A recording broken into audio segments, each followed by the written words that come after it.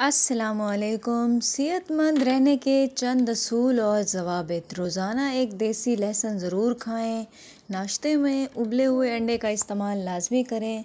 नाश्ते के वक्त एक सेब का इस्तेमाल लाजमी करें। घी की रोटी के बजाय खुश्क रोटी इस्तेमाल करें। दिन में 12 गिलास पानी हर सूरत पिएं।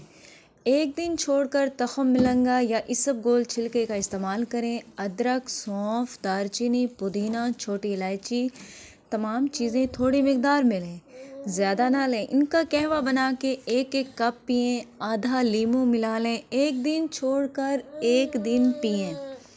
रोज़ाना 5 या 7 खजूरें खाएं। सुबह के वक्त भिगो के रखे हुए बादाम छील कर खाएं, 12 अदद। बोतल और डब्बे वाले जूसेस तर्क कर दें, बहुत नुकसानदेह हैं। इनकी जगह घर में फ्रेश जूस बनाकर इस्तेमाल करें।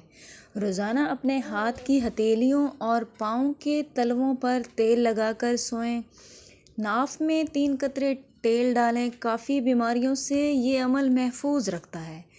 तिलावत कुरान पाक, 5 वक्त नमाज पाबंदी से अदा करें और जो थोड़ा सा वक्त मिले, जब भी मिले, खुदावंद मुताल का जिक्र ज़्यादा से